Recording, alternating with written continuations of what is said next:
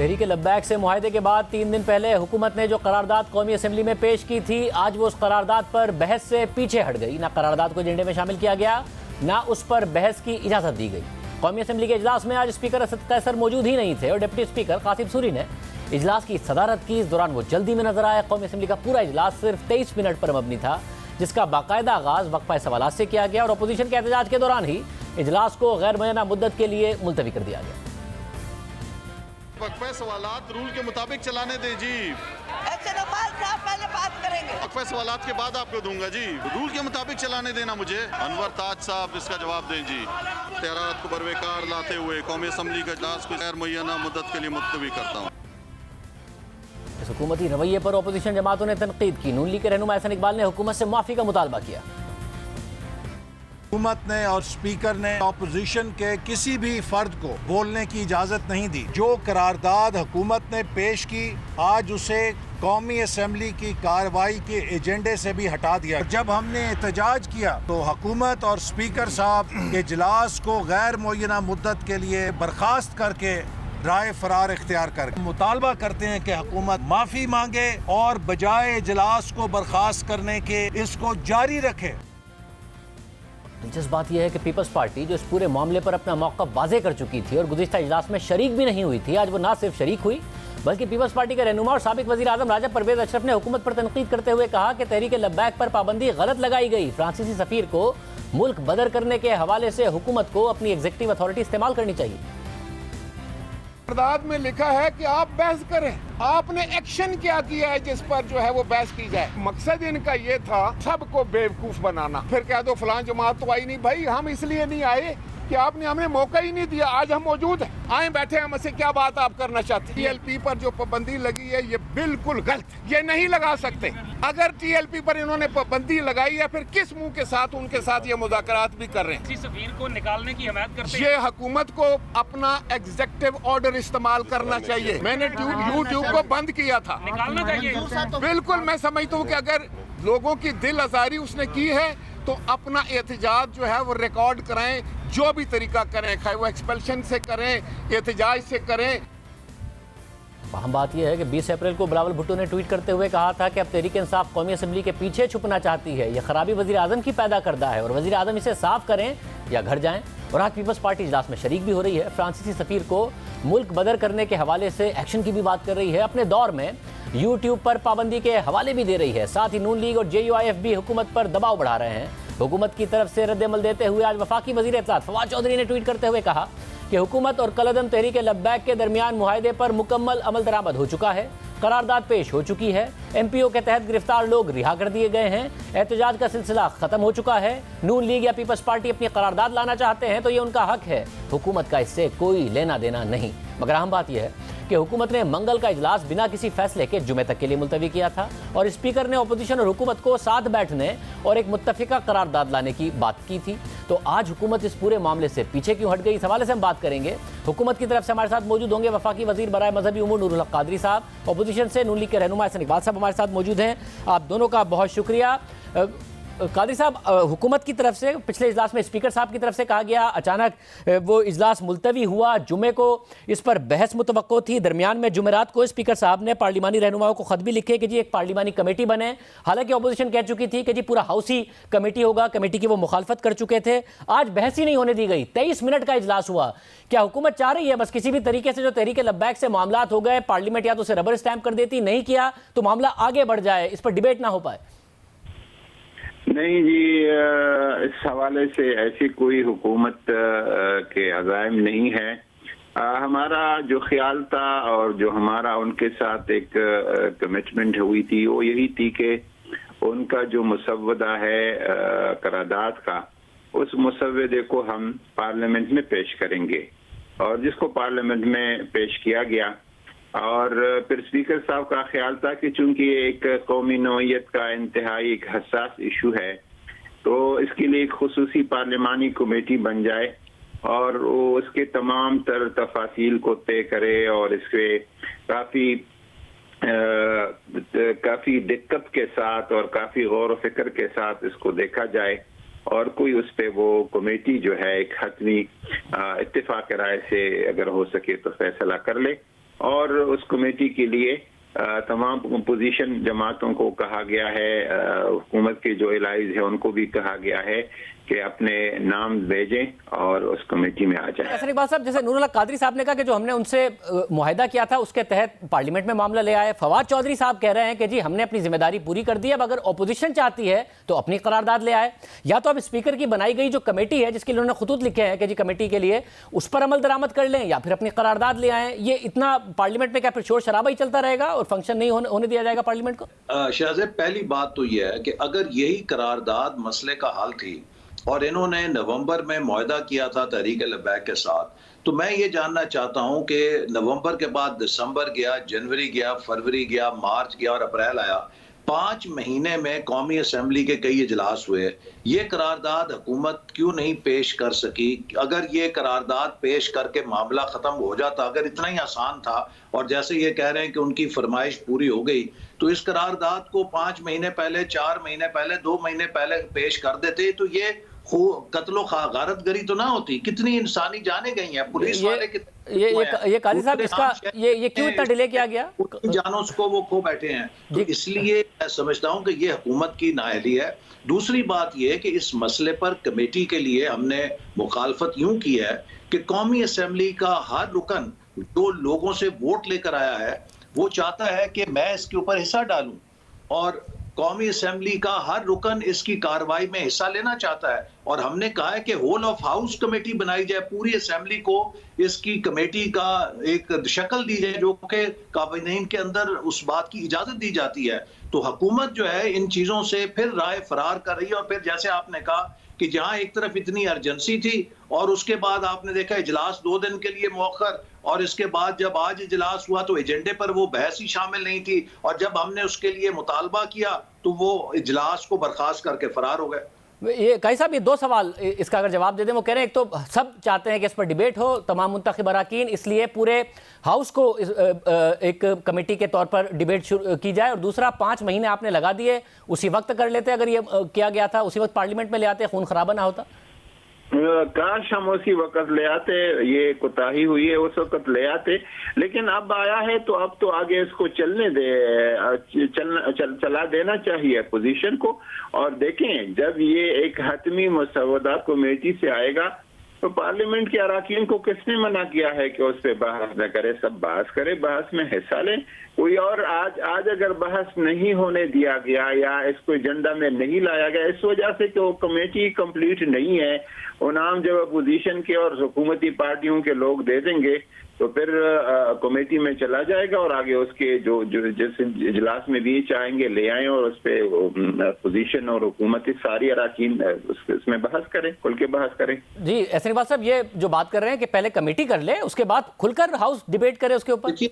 हमारे अराकीन कमेटी को तस्लीम नहीं कर रहे। वो कहते हैं कि नामूस रसालत सल्लल्लाहु अलैहि वसल्लम एक ऐसा मसला है कि इसमें हर मेंबर अपना फरीजा अदा करना चाहता है, वो अपने जो उनके वोटर्स हैं उनकी ख्वाहिशात का भी एहतराम करना चाहता है।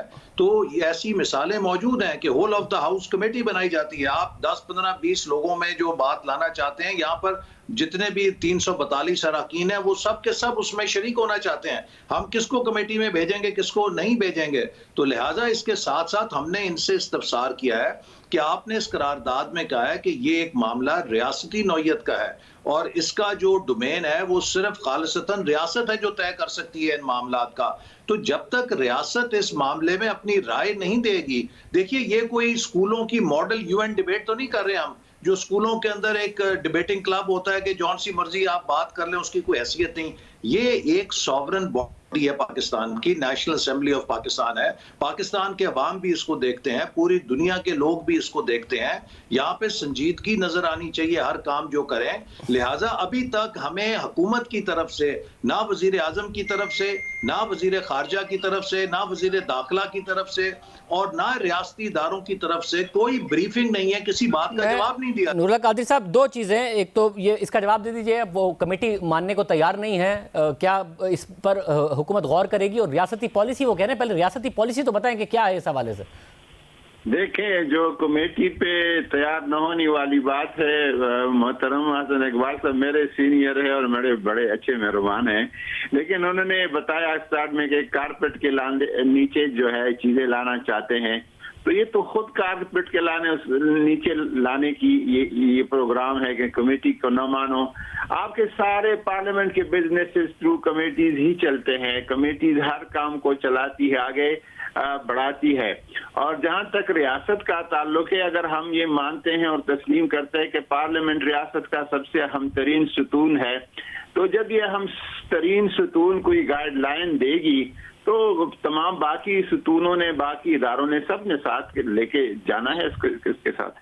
देखिए, जो सबसे बालादस्त इदारा है उसके अंदर जो बहस है और उसकी जो फैसले हैं वो इन्फॉर्म्ड होने चाहिए, वो बाखबर होने चाहिए। जब तक रियासती इदारे उसके सामने हकायक नहीं पेश करेंगे, उसके सामने तमाम पहलू पेश नहीं करेंगे, ये डिबेट जब तक इन्फॉर्म नहीं होगी, जब तक इस पार्लियामेंट के फैसले इन्फॉर्म नहीं होंगे, तो इनकी दुनिया के सामने कोई इतनी हैसियत नहीं मानी जाएगी।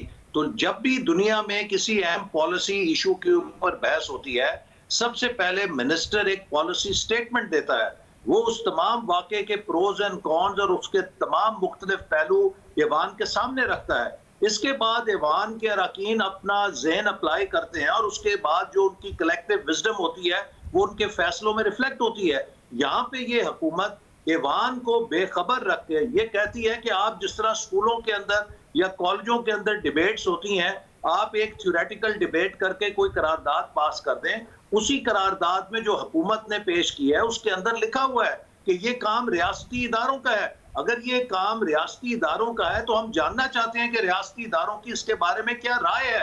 उनकी राय जाने बगैर ये इदारा इन्फॉर्म्ड फैसला नहीं कर सकता। जी, कई साहब, इस हवाले से खत भी लिखा गया था कल, रियासती इदारे भी और फिर हुकूमत भी, वो कह रहे हैं अपनी पहले पॉलिसी बताएं, एक मिनिस्टर भी अपना पॉलिसी स्टेटमेंट दे, फिर डिबेट हो। कमेटी में मेरा पोजीशन के दोस्तों से और बतौर खास मोहतरम हसन इकबाल साहब से ये गुजारिश है कि कमेटी बेशक ये मुतालबा करे कि रियासती इदारों या बल्कि बाई नेम कहें कि फलां साहब आ जाएं और इस कमेटी को इन्फॉर्म करे कि क्या हुआ है, क्या हो रहा है और क्या प्रोग्राम है। हसन इकबाल साहब, कमेटी में ये सारी ख्वाहिशात पूरी हो सकती हैं, वो कह रहे हैं। देखिए ना शाहजेब, हमारा मसला यह है कि हम कमेटी में किस रुकन को नॉमिनेट करें। हर रुकन इस मामले में, ये इतना सेंसिटिव हसास मामला है, लोगों के दिलों के करीब है कि हर शख्स नामूस रसालत सल्लल्लाहु अलैहि वसल्लम के इस फर्ज में अपना हिस्सा डालना चाहता है। मगर हसन इकबाल साहब, देखें, ये तो फिर देखें, ये तो तमाम जमातों के लोग चाहते हैं ना, ये तमाम जमातों के लोग चाहते हैं, ये तो तहरीक इंसाफ के भी लोग यही चाहते होंगे। मगर अगर वो कमेटी के लिए राजी है तो आप भी अपनी जमात की एक कमेटी बना सकते हैं और उनको ये बता सकते हैं कि जब मामला पार्लियामेंट में आएगा तो सब बहस कर सकते हैं इस पर। अभी कमेटी में जाएगा, वहां पर रियासती इदारों से आप ब्रीफिंग ले लें। देखिए ना, फिर तो यही हमारे यहाँ होता है कि कमेटी मामला खेला जाता है। जिस चीज को आपने इल्तवा में डालना हो उसको आप कमेटी के सुपुर्द कर देते हैं। हमने तो एक बहुत आसान हल दिया था कि आप ऐवान को 10 घंटे चलाएं, 12 घंटे चलाएं, हम बैठने के लिए तैयार हैं। आप देखिए, पिछले 10 दिनों में शायद 4 घंटे ऐवान की कार्रवाई हुई है। कौमी असम्बली को भी इन्होंने मजाक बना दिया है। तो लिहाजा अगर हम वाकई संजीदा हैं और चाहते हैं कि इस मसले को मुस्तकिल तौर पे तय करें, ये ना हो कि 2-4 महीने के बाद फिर एक नई शक्ल में सामने आ जाए, तो हुकूमत को संजीदगी का मुजाहरा करना चाहिए। सबसे पहले वजीर आजम को अपना बयान देना चाहिए, मुतलका वजीरों को बयान देना चाहिए, जो रियासती इदारे हैं वो आके अपना पॉइंट ऑफ व्यू दें, उसके बाद ऐवान डिबेट करे और इसको 2 दिन, 4 दिन, 6 दिन, जितनी देर बहस चलती है उसके बाद समेट दें। आप दोनों का बहुत शुक्रिया। एक कंसेंसस नहीं इस पर हो पा रहा है, हुकूमत भी अपनी वाज़ेह पोजीशन लिए हुए है और अपोजिशन की तरफ से भी ली गई है। देखते हैं मामला किस तरफ जाता है। प्रोग्राम में ब्रेक शामिल करते हैं।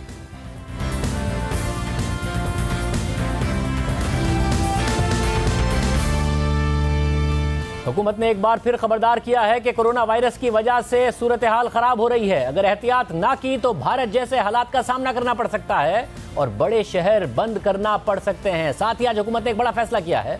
SOPs पर अमल दरामद के लिए फौज को तलब किया गया है। आज कौमी राब्ता कमेटी के इजलास के बाद मीडिया से बात करते हुए वजीर आजम ने कहा कि हम देख रहे हैं कि अवाम में ना खौफ है ना एहतियात कर रहे हैं, इसलिए वबा का फैलाव तेजी से हो रहा है। मैंने फौज को कहा है कि पुलिस और फोर्सेस की मदद करे। वजीर आजम ने कहा कि अगर हमारे भी भारत जैसे हालात हो गए तो शहर बंद करना पड़ेंगे। अब तक कहते रहे लोगों को कि SOPs पे चलो, लेकिन हम देख रहे हैं कि लोगों के अंदर ना कोई खौफ है, ना कोई एहतियात कर रहे हैं, और इसी की वजह से ये तेज़ी से ऊपर जा रहा है। तो अब से मैंने पाकिस्तानी फ़ौज को कहा कि वो भी आके हमारी पुलिस और लॉ इन्फोर्समेंट की मदद करें।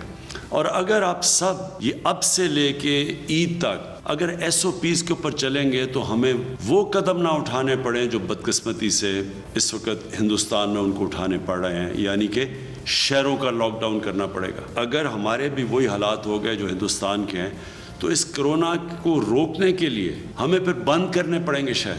अगर हमने अब एहतियात ना की, ज़्यादा से ज़्यादा 2 हफ्ते में हमारे वो हालात होने वाले हैं। वज़ीर आज़म खबरदार कर रहे हैं कि अगले चंद हफ्तों में अगर एहतियात ना की तो भारत जैसी सूरत हाल हो सकती है। भारत में सूरत हाल बहुत बुरी है, अस्पतालों में जगह नहीं है, इस वक्त आखिरी रसूमात मुर्दों की जाएँ उसके लिए भी जगह कम पड़ गई है। ये सारे के सारे मामलात हो रहे हैं। हमारे साथ माहिर अमराज इन्फेक्शन डॉक्टर फ़हीम यूनुस साहब मौजूद हैं, अमरीका से मैं ज्वाइन कर रहे हैं। डॉक्टर साहब बहुत शुक्रिया।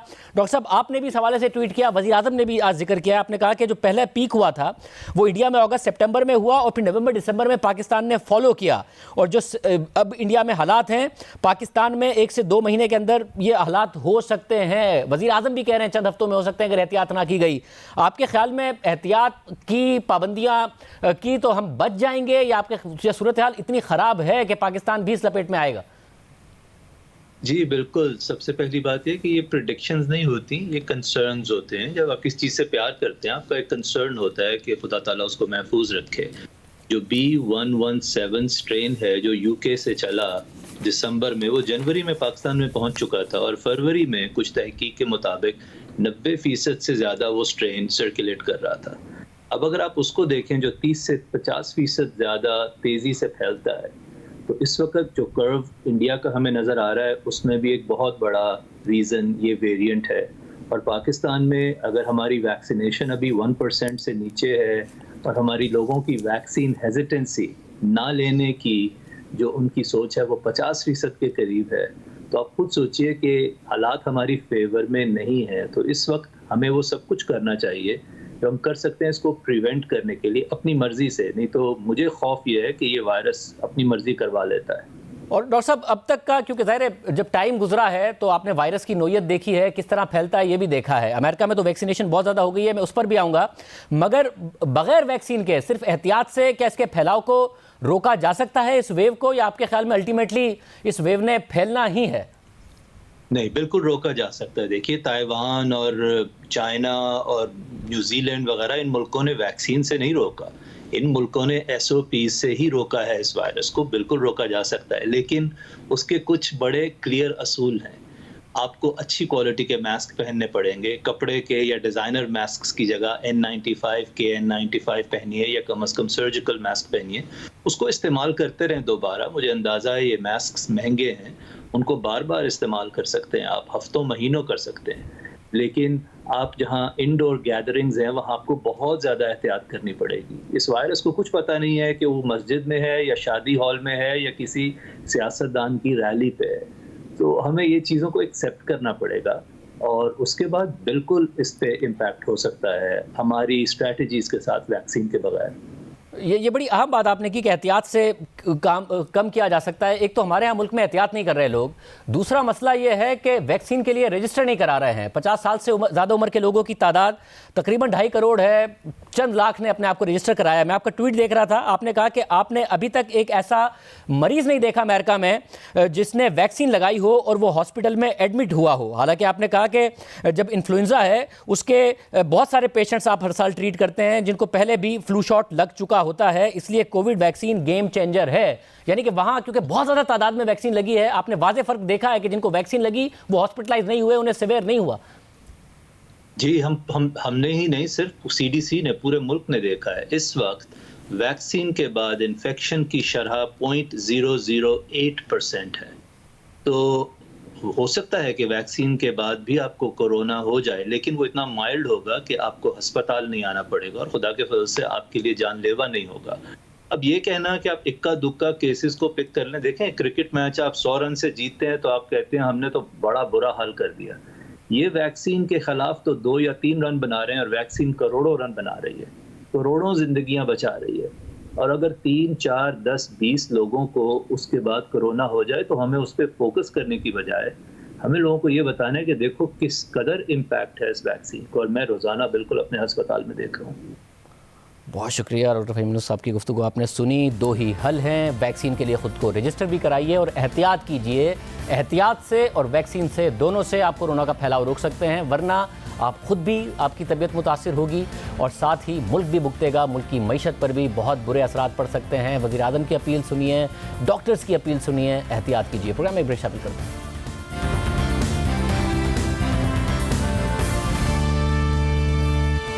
सुप्रीम कोर्ट में जस्टिस काजी फाइज ईसा नजरसानी केस की समाअत जारी है और ये केस सबकी तवज्जो का मरकज बना हुआ है। बेंच में शामिल जजेस के दरमियान इख्तिलाफ नजर आ रहा है। कुछ जजेस और साथ ही दरख्वास्त गुजार जस्टिस काजी फाइज ईसा चाहते हैं कि दलाइल जल्द मुकम्मल किए जाएं ताकि जस्टिस मंजूर मलिक की रिटायरमेंट से कबल समाअत मुकम्मल हो जाए और फैसला हो सके। जबकि कुछ जजेस और हुकूमती वकील इस मौक़िफ़ के मुखालिफ हैं और चाहते हैं कि समाअत में जल्दबाजी ना की जाए और हुकूमती वकील को दलाइल को मुकम्मल होने दिया जाए। गुज़िश्ता रोज़ भी समाअत जल्द मुकम्मल करने के मामले पर जजेस की आपस में तकरार हो गई थी, तल्ख जुमलों का तबादला भी हुआ था। जबकि अहम बात यह है कि जस्टिस मंजूर मलिक की रिटायरमेंट में अब सिर्फ चंद रोज़ रह गए हैं, क्योंकि 30 अप्रैल जस्टिस मंजूर मलिक का सुप्रीम कोर्ट के जज की हैसियत से आखिरी दिन होगा और वो अगले रोज़ रिटायर हो जाएंगे। दूसरी जानिब आज additional attorney general Aamir Rahman ने दलाइल देते हुए कहा कि अदालत ने सोच समझकर हक़ाइक़ और कानून के मुताबिक फैसला दिया था। FBI को केस रिमांड करना गलत नहीं था। मुकम्मल इंसाफ का इख्तियार इस्तेमाल करते हुए अदालत कोई भी हुक्म जारी कर सकती है। दरख्वास्त गुजार के वकील ने खुद मामला FBI भिजवाने की बात की। इस पर जस्टिस काजी फाइज ईसा अपनी निशिस्त से उठे और कहा कि ये गलत बात कर रहे हैं, मेरे वकील ने ऐसा कुछ नहीं कहा था। क्या इनको इख्तियार है कि जो मर्जी आए कहें? जस्टिस मंजूर मलिक ने रिमार्क्स दिए कि आपसे अदब से गुजारिश है कि बैठ जाएं, काजी साहिब वकील को बात मुकम्मल करने दें। इस पर हुकूमती वकील आमिर रहमान ने मौक़िफ़ अपनाया कि मेरा काम दलाइल देना है, कबूल करना या ना करना अदालत का इख्तियार है, जस्टिस फाइज ईसा का नहीं। जस्टिस मंजूर मलिक ने हुकूमती वकील से कहा कि आप अपने दलाइल जारी रखें, तबसरा ना करें।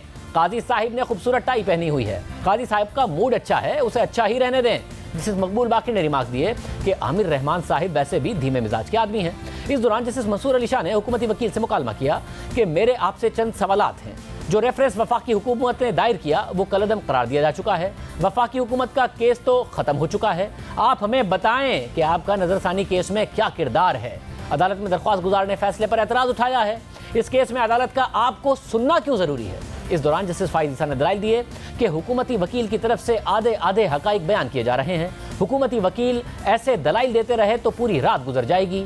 जस्टिस मंजूर मलिक ने रिमार्क्स दिए कि काजी साहिब उनको दलाइल देने दें, हमें तमाम रिकॉर्ड से आगाही है। जस्टिस फाइज ईसा बोले कि फिर ठीक है, इनको कहने दें, इन्होंने हमारी 2 साल से जिंदगी तबाह कर दी, इनको हक क्या है ये मजीद हमारी जिंदगी को तबाह करें। जस्टिस मंजूर मलिक ने दोबारा कहा कि काजी साहिब काम चलने दें, आप इस तरह मुदाखलत करेंगे तो अदालती वक्त ज़ाया होगा। जस्टिस मकबूल बाकी ने रिमार्क्स दिए कि काजी साहिब आप बेफिक्र रहें, हम तमाम रिकॉर्ड से आगाह हैं। जस्टिस फाइज ईसा ने मौक़िफ़ अपनाया कि अगर कोई गलत बात करेगा तो मैं बर्दाश्त नहीं करूँगा। जो दलाइल वफाकी हुकूमत के वकील दे रहे हैं वो रिकॉर्ड का हिस्सा ही नहीं है, ये अपनी जेब से कागज़ निकाल कर पेश कर रहे हैं। जस्टिस मुनीब अख्तर ने सवाल उठाया कि नज़रसानी दरख्वास्तें मंजूर हो गई तो इतलाक आज से होगा या जून 2020 के फैसले से? अदालत ने फैसला वापस ले लिया तो इसके नतीजे में होने वाले इक़दाम भी वापस हो सकते हैं। जस्टिस उमरता बदियाल ने रिमार्क्स दिए कि हक़ाइक़ रहते हैं, उन्हें ख़त्म नहीं किया जा सकता। हक़ाइक़ को ख़त्म करने के लिए अदालती हुक्मनामा ज़रूरी है। सुप्रीम कोर्ट ने केस की मज़ीद समाअत पीर तक मुलतवी कर दी है और हुकूमती वकील को हिदायत की है कि वो अगली समाअत में अपने दलाइल मुकम्मल करें। प्रोग्राम में ब्रेक शामिल करते हैं।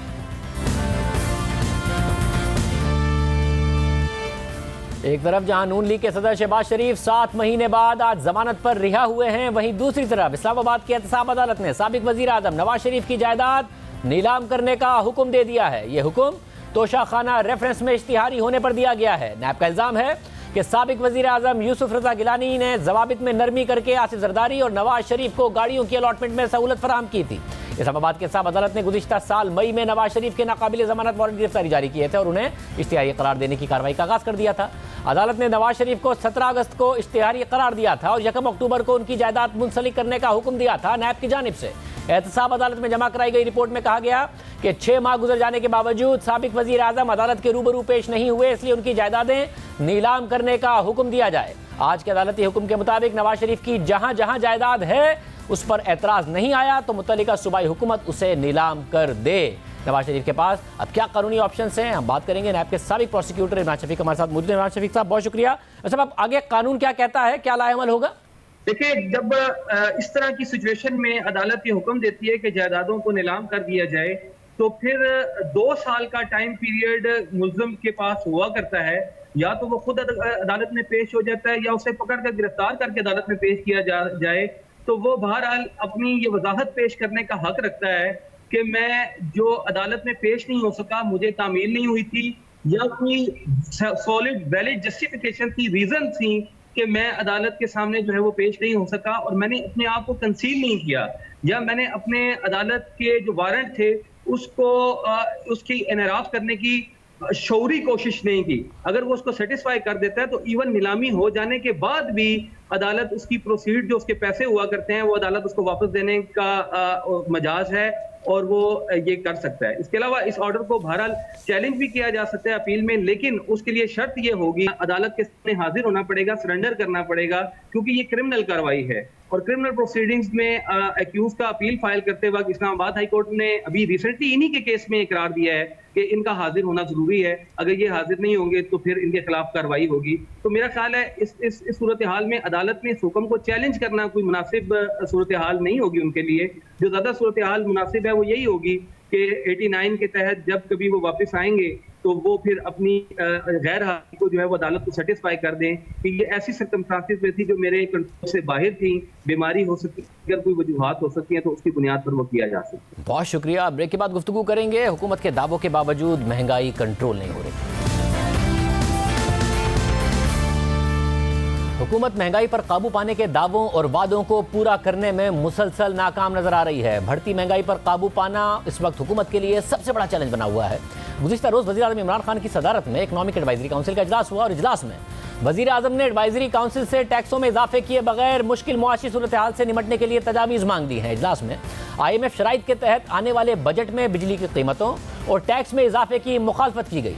इजलास में मौजूद अरकान का मौक़िफ़ था कि अवाम आने वाले बजट में इजाफी टैक्स और महंगाई का बोझ बर्दाश्त नहीं कर सकते, क्योंकि रवां साल महंगाई की शरह में मुसलसल इजाफा हो रहा है। पाकिस्तान ब्यूरो ऑफ स्टैटिस्टिक्स के मुताबिक मार्च में खाने पीने की चीज़ों में महंगाई की शरह 18.7% पर रहने के बाद अप्रैल के पहले हफ्ते में महंगाई की शरह 18.43% रही, फिर दूसरे हफ्ते में 18.89% रही और PBS के आज जारी होने वाले दादोशुमार के मुताबिक रवां हफ्ते भी खाने पीने की अशिया में गुज़िश्ता साल के मुकाबले में 17.68% का इजाफा हुआ है। दूसरी तरफ पंजाब हुकूमत ने रमज़ान से पहले सूबे भर में शुगर मिलर्स को हिदायत की थी कि वो चीनी 80 रुपये फ़ी किलो पर फरोख्त करें। तमाम कमिश्नर्स और डिप्टी कमिश्नर्स को हिदायत की गई कि चीनी की कीमत किसी सूरत 85 रुपये फ़ी किलो से बढ़ने ना दी जाए। फिर अदालत ने भी हुकूमती फैसले के हक में फैसला दिया, मगर सूरत हाल ये है कि अवाम को चीनी 85 रुपये में भी नहीं मिल रही और जहाँ मिल रही है वहाँ अवाम को 1 किलो से ज़्यादा खरीदने की इजाज़त नहीं है। दूसरी जानिब हुकूमत ने रमज़ान में सस्ते बाज़ारों में चीनी 65 रुपये की दस्तयाबी का दावा किया था, लेकिन वहाँ भी अवाम घंटों लंबी लंबी कतारों में लगने और शनाख्ती कार्ड दिखाने के बाद इस रेट पर सिर्फ 1 किलो चीनी खरीद सकते हैं, जिसकी क्वालिटी आम बाज़ारों से भी ख़राब बताई जा रही है। जब लाहौर हाई कोर्ट ने चीनी खरीदारों की लंबी कतारों और उसकी अदम दस्तयाबी का नोटिस लिया तो उस पर सरकारी वकील का कहना था कि अवाम ने सस्ती चीनी के लिए ज़्यादा खरीदनी शुरू कर दी है। ये अलमिया है कि जब कहीं सेल लगती है तो कतारें भी लगती हैं। इस पर अदालत ने बरहमी का इजहार करते हुए चीनी खरीदारों की लंबी कतारों को ख़त्म करने और इसकी कीमतों को कंट्रोल करने और दस्तयाबी को यकीनी बनाने के लिए सूबाई सेक्रेटरीज को 28 अप्रैल तक की मोहलत दी। लेकिन अदालती हुक्म के बावजूद आज भी चीनी खरीदने वालों की कतारें खत्म नहीं कराई जा सकी हैं। घंटे हो गए इतने चीनी लेने वास्ते, एक पैकेट देंगे चीनी का। कल भी आया चीनी नहीं मिले, आज भी आया तकरीबन घंटा, उधर से शोर होता है, अभी तक वारी नहीं आया है। इतनी देर पैसे फंडने चीनी दे पैकेट बने बनाए गए देते एक ही पैकेट है 130 वाला, लेकिन उसके पीछे उनको खज्जल होना पड़ता है। चीनी नहीं मिल रही, परसों भी आए थे 2 घंटे लगे थे, उसके बाद बंद कर देते हैं, कहते हैं अभी नहीं मिल रही, फिर आ जाते हैं 2-2 घंटे खज्जा खराब होना पड़ता है और उसके बावजूद चीनी मिल नहीं रही। 1 घंटा 1.5 घंटा हो रहा है, वैनों में लगे हुए हैं, उधर एक बंदा इतनी देर से आ रहा है, 2 किलो चीनी दे रहे हैं। ये लाहौर का हाल है, जबकि पंजाब के दीगर शहरों गुजरांवाला, सियालकोट, फैसलाबाद और मुल्तान में चीनी खरीदारों की क्या सूरत हाल है वो देखिए।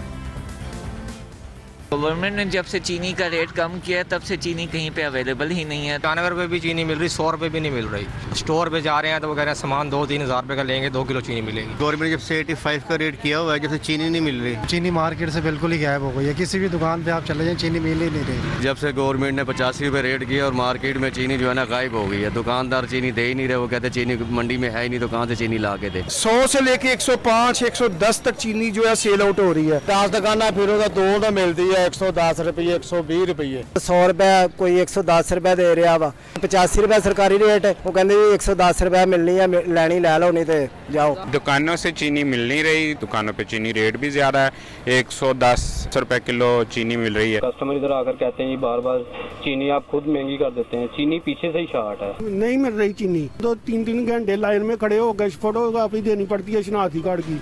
एक तोड़ा देते हैं, एक तोड़ा हमें कुछ भी नहीं कहता। ये मिल भी रही है तो वो ब्लैक में मिल रही है 100 रुपये किलो, तो बंदा इधर ला के क्या बेचे, 85 रुपये रेट है उसका। और अगर वो रखे बंदा तो 50,000 रुपये चलाना, उस पर 3 दिन की FIR है। चीनी मिल नहीं रही, अगर कहीं से मिल रही है तो 110 या 20 रुपए किलो चीनी मिल रही है। 110 रुपए किलो चीनी हमें मिल रही है, हम कैसे वो 85 रुपए में सेल करें। गवर्नमेंट कह रहे जी 85 रुपये दें, अब बाजार का रेट तकरीबन 104-5 रुपये है, हम किस तरह 85 रुपये चीनी दे गाहक को। होलसेल मार्केट में जब हम लेने जाते हैं तो हमें 110 रुपये 105 रुपये पड़ रही है, तो उसको हम 85 रुपये कैसे सेल करें मेरे भाई। ये तो बेवकूफ़ बनाया जा रहा है आवाम को। बता दीजिए। अल्लाह।